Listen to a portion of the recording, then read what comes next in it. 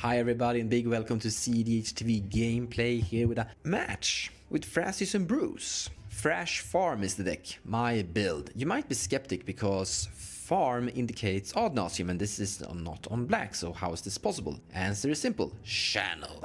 So this is a banned card, not allowed to play it, but I asked my opponents if it was okay, so they gave a thumbs up, so here we go. Channel and Thrasios is pretty cool because you can pay 4 life to get a Thrasios activation, and therefore you have the Thrash Farm name here. And the trick of the deck is, as you can see here, 48 lands, so we're gonna use Thrasios to activate. We have ways to Amulet of Vigor, make the lands come to play untapped. We have Lotus Cobra, Tireless Provisioner that will make mana from lands. Surda to reduce Thrasios activation. So the idea is to make it possible for Thrasios to just activate through the entire deck with various of different card variations. That's the plan. Normally nothing goes according to plan though, as Magic is. We're going up against Mishra's Eminent 1, Grixis, then I'm second in turn order. Then we have Thrasios and Dargo, and a Tymna and Crom. And with that, let's take a look at my opening hand.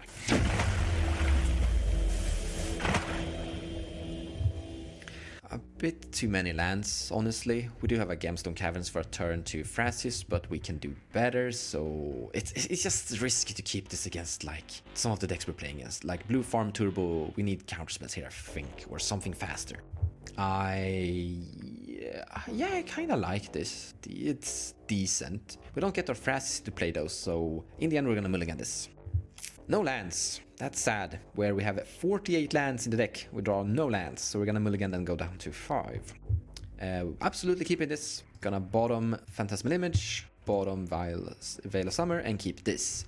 So with this we're gonna have our Thrasios into play, we're gonna have Thrasios activations, we have a Fluster Storm, so we're gonna get somewhere with this hand, and I like that. We're gonna be able to play our game plan at the very least, and eventually draw into what we need to burst through the game. We have some potential openers here. We could play the Triumph land and Mana Crypt, or play Tropical Island and Mana Crypt and cycle the Tri-land. Might actually do that. Because that play will also leave Flusterstorm mana open as we pass turn around the circle. So yeah, that's probably the play. Tymna Crom is down to 4 cards. That's a good sign, and he's last in turn order. So the deck that I'm most scared of is that deck, as it's a turbo fast combo deck. Game kicks off. We have a Misty, finding an Underground Sea, and a Lotus Petal. And then he used that Underground Sea and the Lotus Petal to cast an Arcane Signet. Draw a card. That changes things. Tropical Island, tap that, Wild Growth. And I'm gonna end the turn with a Mana Crypt and then pass. So we developed a lot of mana there early in the game. Here we go. The third person in turn order flooded Strand and cracks it. He finds a Volcanic Island and passes a turn. Going here to the person who now has 5 cards in his hand size. He plays a Marsh Flats. He cracks it for an Underground Sea. He casts a Mana Vault. He casts a Lotus Petal. And then he exiles a Simian Spirit Guide from his hand to ultimately cast his Crom. So that was a really good start from being at 4 cards. So he will... he's down to like see a low amount of cards in hand, but he's gonna regain cards with his commander here pretty fast. The turn goes here as we walked around in a turn cycle. Turn 2. Dark Ritual. And he casts his commander. Does something. Crom draws a card. At the beginning of combat on your turn, create a token of a non-creature artifact you control, except the name is Mishra's where from. It's a 4/4 construct artifact creature, and additional other type. It gains haste. Sacrifice it at the beginning of the next end step, so he can double an artifact somewhere. He attacks with a token at the Tymna Crom, giving him 4 damage, and passes the turn to me. No damage from the Mana Crypt. Draw a card for the turn. Gonna play this Polluted Delta, tap this for green and blue, and cast Thrasios. Don't wanna feed any Croms, so we're passing there. So as long as the game is gonna progress slowly, we're gonna be in a very healthy stage. Our other opponent, Thrasios, is also casting Thrasios and passes the turn there by playing a Breeding Pool. So we go here to the guy with the Crom. Verdant Catacomb, land drop. He sacrificed the Verdant Catacomb. Ooh, he finds a scrub land and passes the turn. Wanna keep Crom back to protect his life total and just have card draw here. Oh, sorry, that's a bad land. I thought he said scrub land, but well, sounds similar. We're now at turn 3. At the starting player, Mishra's Eminent 1, who plays a land, Academy Ruins, that can return artifacts from the graveyard back to his hand. It's honestly a really cool land. He casts an artifact. He goes to combat and creates another Arcane Signet token, 4/4 creature that is gonna lose at the end of his turn. He swings at the same person, the Crom player, again. He takes 4 and goes down to 30. And at the end step, the token is sacrificed. I'm gonna sacrifice this land in the end step. I'm finding a volcanic island, tapping this for 3 mana and cycle this Triumph land to draw a card.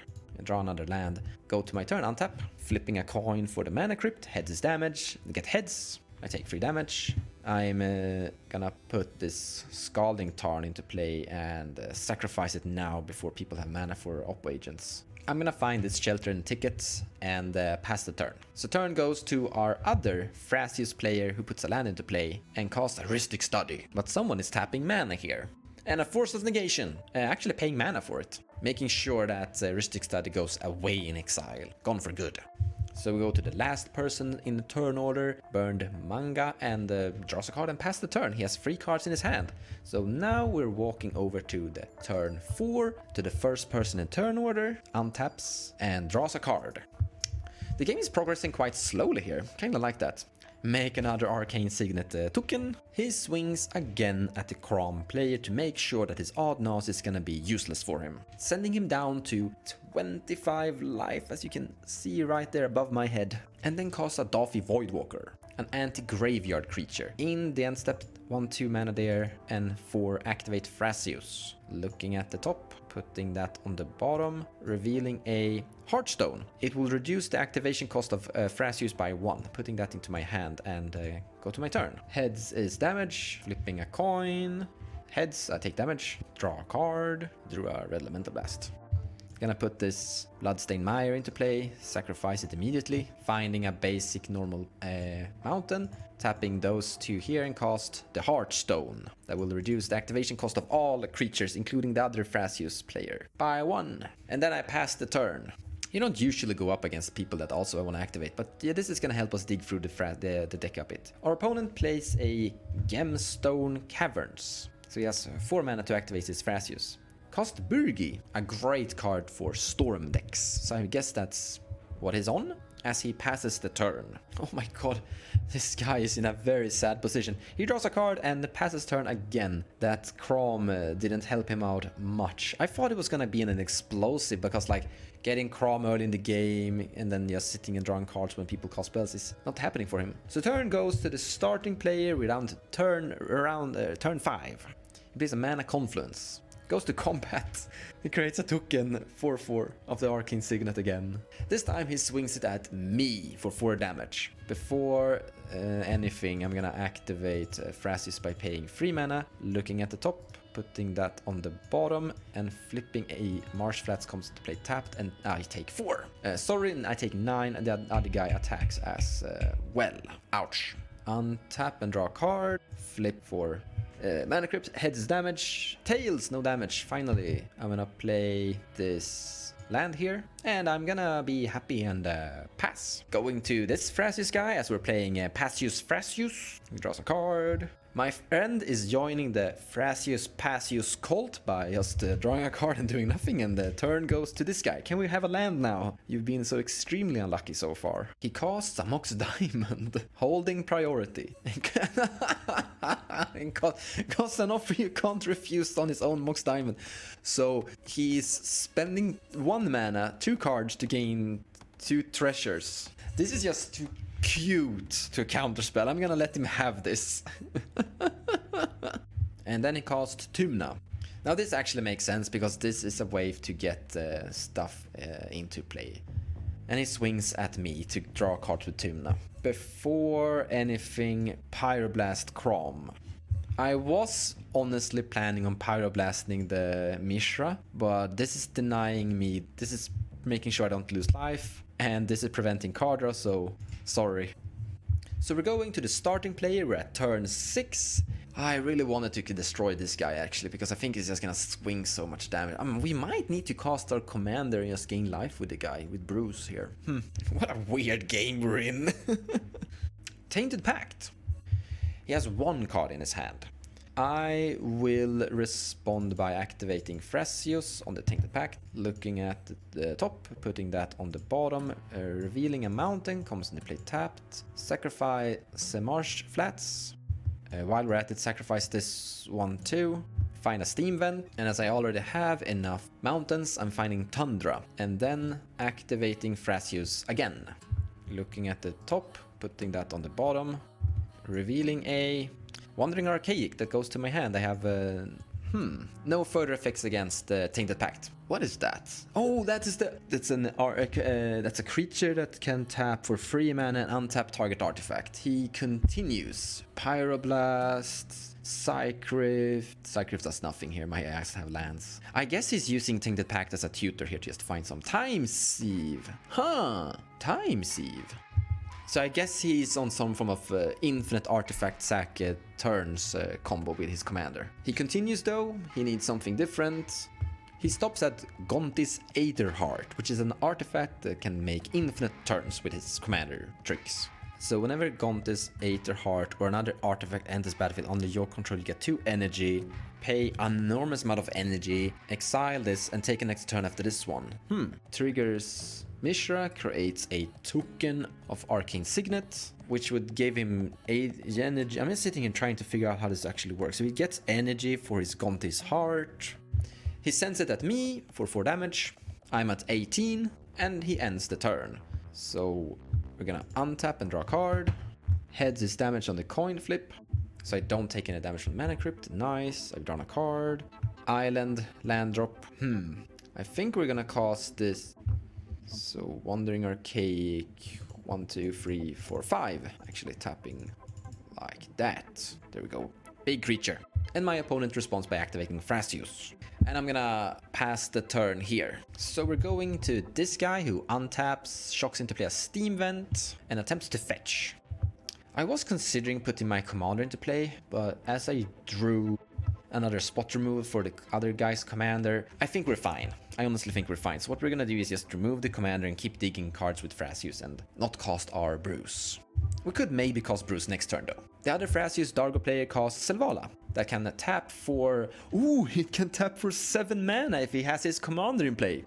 That's pretty good. And then he activates Thrasios and he reveals a Spellseeker. And then he passes the turn. So we're going into this person's turn who draws a card.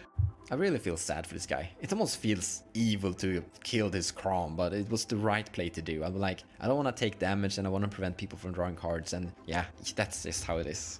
And yeah, he passes the turn. So we're going here. Turn 7. He plays an Inventor's Fair. When you go to combat, I'm getting tired of this red elemental blast on your commander. This is literally just to not take damage. But he responds with a Pact of Negation, and he pays 2 to prevent me from getting a copy from the Wandering Archaic. In response, we're gonna activate Thrasios. Looking at the top card of the deck is a Tabernacle, but I don't... Wait, do I want to do that? Nah. Putting on the bottom. Putting this card on the bottom of the library, revealing a Stomping Grounds, comes into play tapped. So Pact resolves and stops my Red Elemental Blast in the end. However, we kinda made a deal. As I have this Flusterstorm, he's not gonna attack me. We'll see if he does that, I don't know. Ooh, he's actually using the token to search for an artifact with his Inventor's Fair. That's a great land, Inventor's Fair, I really like they printed that thing. So he has Gontis Aetherheart in his hand, and I guess that is going to combo with something in a combination of another artifact. Like, I'm not sure about how this deck works yet. We might get to see if we lose, I guess. Echo Wellspring. That's the land, that's the artifact that comes into play, draws a card, and when it dies, it draws... Oh! With his commander, he will draw 2 cards, because he get a token of it, draws a card, and he sacrifices it, draws a card, and it passes turn to me. Untap and draw a card, heads his damage on the coin flip. I don't take any damage from Mana Crypt. I draw Carpet of Flowers. What is the island count? Ah, I see 2 there. I'm gonna cast a Carpet of Flowers. You have 5 islands? There's 5 islands, you're saying? Oh my god. What? So second main phase, we're tapping this mountain and activating Thrasios twice. move that to the bottom, revealing a tireless tracker. Actually, we wanna do this smart, so we're casting tireless tracker and then we're activating Thrasios. The second with the other second activation. Flipping the top, putting that card on the bottom. There's a lot of cards going to the bottom. Lotus Cobra, nice. Cast Lotus Cobra, and I tap my Mana Crypt, tap this thing and activate Thrasios again. I'm gonna find Prismatic Vista, I will get a mana from Lotus Cobra, and I will get a clue with the Tireless Tracker. I will tap this and sacrifice that clue to increase its toughness and power and draw a card. And then I pass the turn. Didn't get it. This is actually getting a little bit annoying. Like, where's my Valakut? Like, if we just had a Valakut right now, we would have bombarded this game for turns ago. But we are getting more and more of our cool stuff into play. But the other Thrasios Dargo player is casting Spellseeker. And he finds Finale of Devastation. He casts it. So what is the X on your finale there, my friend? So X is 2. Yeah, I guess. I'm gonna get a Dockside Extortionist because of my Wandering Archaic trigger to cast a Final of the Station X is 2 from yours.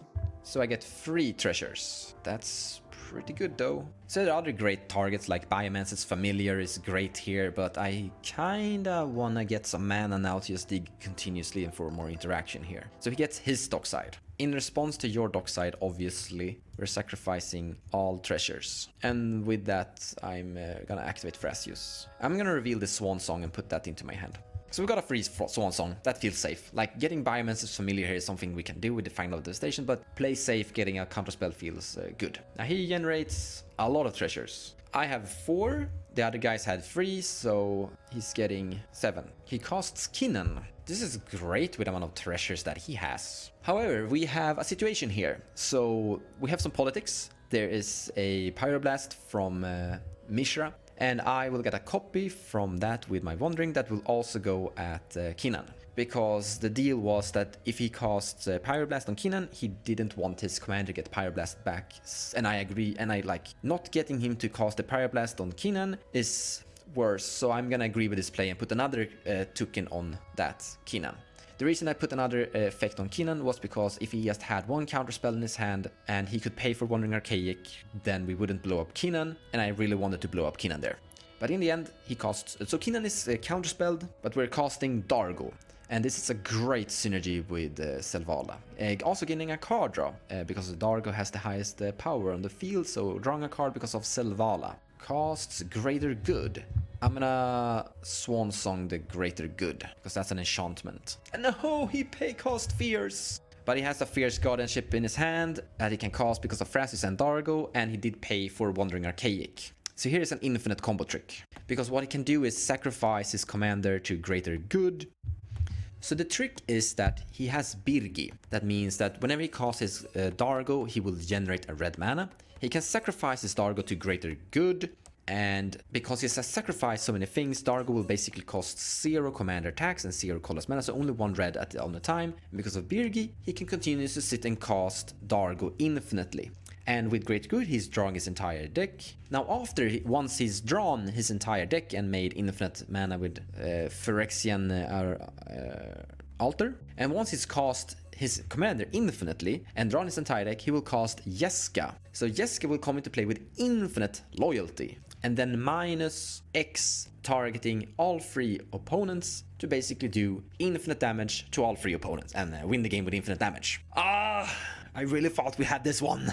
Well, we just didn't draw the things we needed.